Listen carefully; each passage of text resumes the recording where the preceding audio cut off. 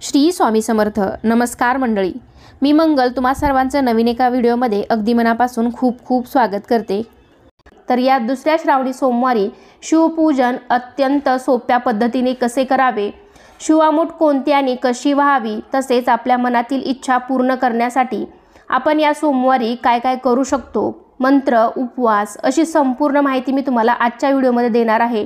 त्यासाठी हा व्हिडिओ शेवटपर्यंत नक्की पहा. पण त्याआधी तुम्ही आपल्या चॅनलवरती नवीन असाल तर चॅनलला नक्की सबस्क्राईब करा. लगेचच आजच्या व्हिडिओला सुरुवात करूयात. शिवपूजनासाठी श्रावण महिना हा सर्वोत्तम मानला जातो आणि सोमवार हा भगवान शंकरांचा वार असल्यामुळे श्रावणी सोमवारला तर विशेष महत्त्व प्राप्त होते. शिवपुराणात सुद्धा श्रावण सोमवार व्रताचे विशेष महत्त्व आहे. श्रावणी सोमवारचे व्रत हे अत्यंत फलदायी असते. त्यामुळे पहिल्या श्रावण सोमवारी सर्वांनी अगदी उत्साहात आणि आनंदाने शिवाचे पूजन व्रत केले असेल. अनेकांनी शिवमंदिरात जाऊन महादेवाचं दर्शन घेतलं असेल. तर या दिवशी म्हणजेच पहिल्या श्रावणप्रमाणेच आपल्याला दुसऱ्या श्रावणी सोमवारी सुद्धा सकाळी लवकर उठायचं आहे. जी काही आपली साफसफाई असेल, नित्यकर्म असतील तर ती करून घ्यायची आहेत. त्यानंतर आपण स्नान करायचं आहे. शक्य असेल तर या दिवशी स्नान करताना अंघोळीच्या पाण्यामध्ये थोडंसं गंगाजल अवश्य मिसळावे. त्यामुळे आपल्या पूर्ण शरीराची शुद्धी होते आणि पवित्र गंगेमध्ये स्नान केल्याचे पुण्यसुद्धा आपल्याला मिळते. त्याचबरोबर स्वच्छ स्नान करून झाल्यानंतर आपल्याला शक्य असेल तर पांढरे वस्त्र घालायचे आहे. शिवाला पांढरा रंग हा प्रिय असल्यामुळे श्रावणी सोमवारी पांढऱ्या वस्तू अर्पण केल्या जातात. स्वच्छ स्नान करून झाल्यानंतर आपल्याला रोजच्या देवाची पूजा करायची आहे. पण त्यापूर्वी आपल्याला देवघरामध्ये किंवा तुमच्या देवऱ्यामध्ये आपल्याला गंगाजल शिंपडायचं आहे. किंवा मग घरातील बाथरूम सोडून पूर्ण घरभर म्हणजे संपूर्ण घरामध्ये सुद्धा तुम्ही गंगाजल शिंपडू शकता. त्यामुळे आपल्या संपूर्ण घराची सुद्धा शुद्धी होते. घरामध्ये एक पवित्रता निर्माण होते. घरामध्ये सकारात्मक ऊर्जेचा प्रवाह होतो. त्यामुळे या दिवशी तुम्ही शक्य असेल तर गंगाजलाचा जास्तीत जास्त वापर करा. शिवपूजेत गंगाजलाचे महत्त्व अनन्यसाधारण आहे. त्यामुळे शिवलिंगावरती सुद्धा अभिषेक करताना तुम्हाला जलाभिषेकासोबतच गंगाजलाचा सुद्धा अभिषेक करायचा आहे. गंगाजल म्हणजे पवित्र गंगेचे पाणी. जर तुम्ही कुठे मोठ्या देवस्थानाच्या ठिकाणी गेलात तर तिथे पवित्र नदी असतेच. तर तुम्ही तेथून सुद्धा ते पाणी घरी घेऊन येऊ शकता. किंवा मग हल्ली विकतसुद्धा मिळते गंगाजलाची बॉटल, तर ती सुद्धा तुम्ही घरी आणून ती वापरू शकता. कारण शिवपूजेत गंगाजलाचे अतिशय महत्त्व सांगितलेले आहे. त्यामुळे श्रावण सोमवारी महादेवांना प्रिय असणाऱ्या गोष्टी जर आपण अर्पण केल्या तर ते आपल्यावरती नक्कीच प्रसन्न होतील आणि आपल्या सर्व इच्छा पूर्ण करतील.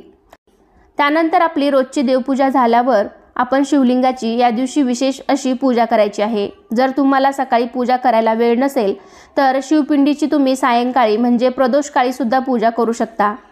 प्रदोषकाळी केलेली पूजा तर अत्यंत शुभ मानली जाते. शक्य असेल तर पहाटे किंवा सकाळी, नसेल तर मग तुम्ही प्रदोषकाळी सुद्धा ही पूजा करू शकता. त्याचबरोबर प्रत्येक श्रावणी सोमवारी मंदिरामध्ये जाऊन आपल्याला शिवाचे दर्शन नक्कीच घ्यायचं आहे. जर तुम्हाला वेळ असेल तर शिवमंदिरात जाऊन सुद्धा तुम्ही शिवाचे पूजन अवश्य करा. कारण मंदिरात केलेली पूजा सुद्धा खूप शुभ असते. त्या ठिकाणी खूप प्रमाणात पावित्रता आणि सकारात्मक ऊर्जा असते. त्यामुळे तुम्हाला शक्य असेल तर मंदिरात पण तुम्ही जाऊन पूजा करू शकता. नसेल तर मग तुम्ही घरी सुद्धा शिवपिंडीची पूजा करू शकता. आणि शिवपूजन करण्यासाठी आपल्याला जे जे साहित्य उपलब्ध असेल ते साहित्य वापरून तुम्ही शिवाचे पूजन करू शकता. फक्त मनोभावे पूजा करावी आणि प्रार्थना करावी. शेवटी आपला भाव महत्त्वाचा आहे. आपण मनापासून अंतःकरणापासून केलेली पूजा देवापर्यंत नक्कीच पोहोचते. शंकर तर भोळा आहे. त्यामुळे साध्यासुध्या पूजेने सुद्धा आपल्यावरती ते लगेच प्रसन्न होतात. त्यामुळे तुमच्याकडे जे साहित्य आहे त्यामध्ये सर्व काही मानून तुम्ही शिवाचे पूजन नक्कीच करू शकता. आणि वेगळी किंवा प्रदोषकाळी जर तुम्ही पूजा मांडणार असाल तर सर्वात आधी दिवा लावायचा आहे. त्यानंतर दिव्याची सुद्धा पूजा करून घ्यायची आहे. नमस्कार करून मग आपण गणेशाची पूजा करून घ्यायची आहे. त्यानंतर मग आपण शिवलिंगाची पूजा करू शकतो. तर एका तामणामध्ये सर्वात आधी शिवलिंग आपण ठेवायचं आहे. त्यानंतर सर्वात आधी शिवपिंडीवरती जलाभिषेक करायचा आहे. त्यानंतर तुम्ही गंगाजलाचा अभिषेक करू शकता. त्याचबरोबर दुधाचा सुद्धा तुम्ही अभिषेक करू शकता. शक्य असेल तर अभिषेक करण्यासाठी तुम्ही कच्चे दूध वापरा. आणि पुन्हा अभिषेक झाल्यानंतर शेवटी पुन्हा पाण्याचा अभिषेक करून आपण शिवलिंगाची पूजा करायची आहे. त्यानंतर मग आपण थोड्या अक्षदा पाटावरती चौरंगावरती ठेवून त्यावरती शिवलिंगाची स्थापना करायची आहे। शिवपिंडीवरती तुम्ही चंदन किंवा भस्म लावायचं आहे आणि जर तुमच्याकडे पांढरी वस्त्रमाळ असेल तर ती शिवपिंडीवरती आपण अर्पण करायची आहे। आपण अनेक वेळा वस्त्रमाळ ही बाजारातून विकत घेतो, पण बाजारातून विकत घेताना नेहमी हळदी कुंकू लावलेलं असतं आणि तशी वस्त्रमाळ आपण शिवलिंगावरती अर्पण करायची नाही। जर तुमच्याकडे घरी कापूस असेल तर त्यापासूनच तुम्ही घरी वस्त्रमाळ बनवून पांढरी वस्त्रमाळ बनवायची आहे आणि तीच शिवपिंडीवरती व्हायची आहे। वस्त्रमाळेला कधी हळदी कुंकू लावू नये आणि पांढरीच वस्त्रमाळ ही शिवलिंगावरती शिवपिंडीवरती अर्पण करायची आहे। त्यानंतर तुमच्याकडे जे काही असेल म्हणजे पांढरी फुले, बेलाची पाने, बेलाचे फळ, धोत्र्याचे फूल, धोत्र्याचे फळ यापैकी जे काही साहित्य असेल ते तुम्ही शिवपिंडीवरती अर्पण करायचे आहे।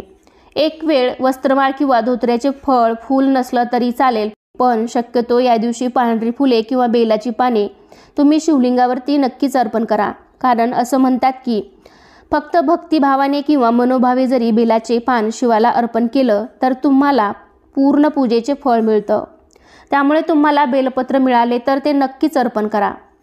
बेलपत्र अर्पण करताना त्याला जास्त मोठे देठ असू नये, म्हणजेच मागच्या साईडला जी छोटीशी गाठ असते तर ती आपल्याला नखाने न तोडता आपल्या बोटाच्या साहाय्याने हळूवार तोडायची आहे आणि मग ती शिवपिंडीवरती आपण बेलपत्र व्हायचं आहे।